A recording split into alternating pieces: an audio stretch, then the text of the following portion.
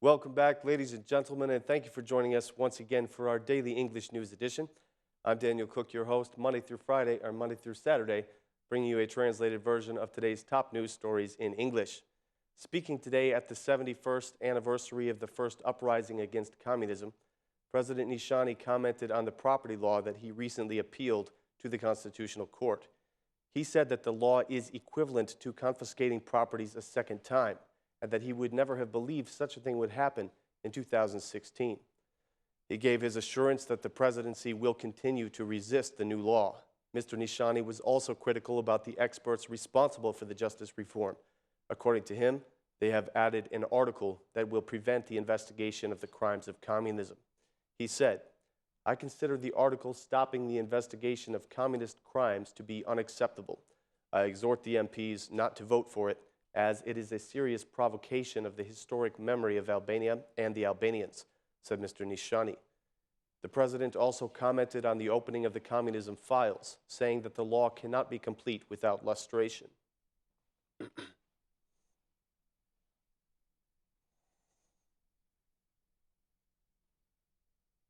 It seems that the foreign diplomats in Albania have reactivated after the request of the Venice Commission to conclude the justice reform through dialogue.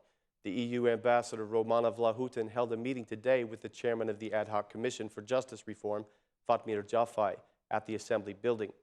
It has also been reported that the U.S. ambassador Donald Liu had a work lunch with the former Prime Minister Sali Berisha, as well as the Democratic chairman Luzim Basha.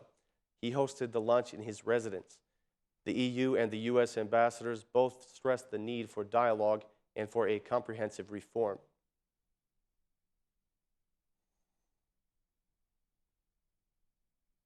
Speaking from Croatia today, the Prosecutor General has spoken for the first time about the justice reform. He said that he is against the draft on several key points: the composition of the Council of Prosecutors and merging the court with the prosecution of serious crimes. He spoke highly of the Croatian model, which he believes to be a great success. According to Mr. Lala, the Prosecution Council in Croatia is made up of 11 members, 7 of which are prosecutors. Its leader is elected by the members, and he believes that this would be a better model for Albania. The Prosecutor General is currently on a visit to Croatia, discussing cooperation on criminal investigations with his Croatian counterpart.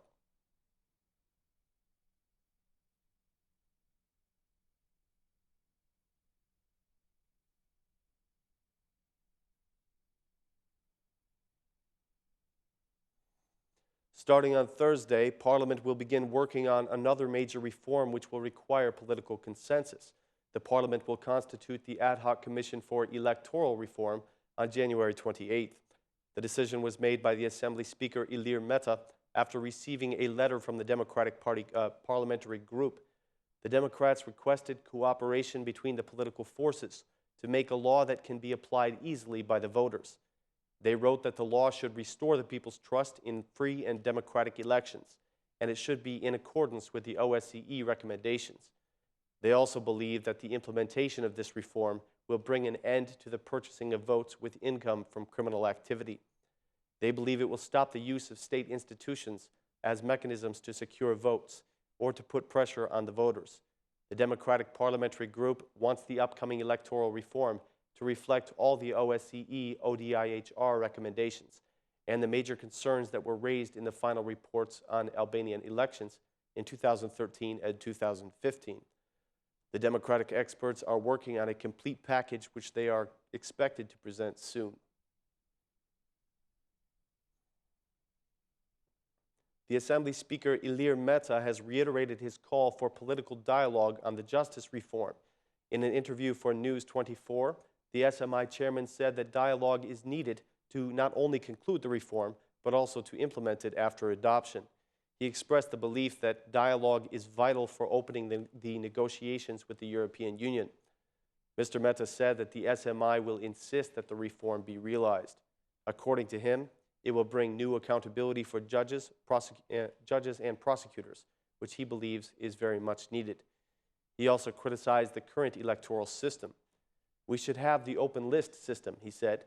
"The parties have the right to list their candidates, but the citizens have the right to give their consent.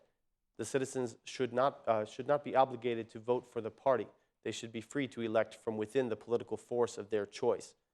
Mr. Mehta went on to comment on the recent critical statements of the SMI General Secretary, Luan Rama, concerning the IMF report.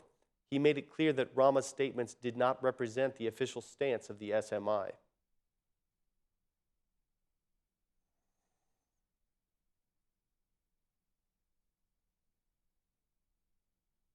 Today was the first meeting of the Socialist Party group for this year, and it was dominated by debates over the postponement of the Socialist Party Congress. The Congress is now set to be held in March, and it's reported that a number of the MPs questioned why it was not held in January as scheduled. They asked that a sure date for the Congress be confirmed. A source told Ora News that one of the commission chairmen brought up the need for a full analysis of the government's work. The head of the parliamentary group responded that these remarks and concerns will be discussed by the party leaders. The MP who was the most outspoken against the postponement of the Congress was Ben Blushi, who believes it is high time to hold party elections. Mr. Blushi said, "January is over and there is no Socialist Party Congress. The time has come to have elections within this party because 7 years have passed without electing new leaders. There should be an election for the party chairmanship. The members do not agree with the lack of elections in this party. It's time for us to gather and choose a direction." The Socialist Party group has also discussed the need for a governmental analysis. "I'm not the only one who thinks this way. The opinion is shared by other colleagues who spoke in the meeting. There cannot be a party without a statute, rules, and Congress," Mr. Blushi said. Blushi's statements do seem to have support within the party. Shortly before the meeting was held today, a group of party members protested against the postponement outside the party headquarters.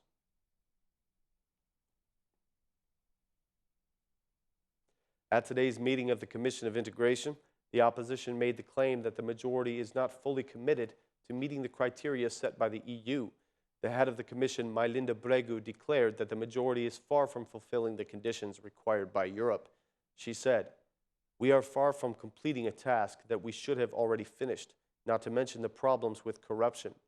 As you know, the progress reports say that corruption is at high levels and is hampering the accession negotiations."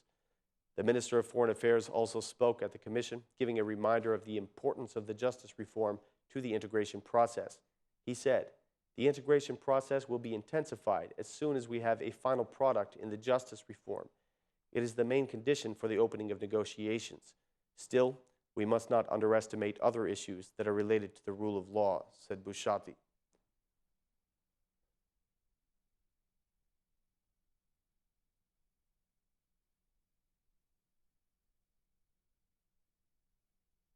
By the Western Balkans Fund and its statute. The new bill on public security was adopted in principle today by the Parliamentary Security Commission. The Interior Minister Samir Tahiri presented the bill, saying that it contains several new measures that will reduce the crime rate. Mr. Tahiri said that the bill will obligate business owners and other subjects to take measures for their own security, like installing cameras and hiring security guards. According to the opposition members, the bill is a violation of privacy and is a testimony to the failure of the government to prevent criminal activity. The Democratic Party said that installing security cameras is not a solution to the crime, as there are many cases that are still unsolved, even though they were recorded. The bill was adopted with only the votes of the majority. One member of the Party for Justice, Integration, and Unity joined the opposition members in voting against the bill.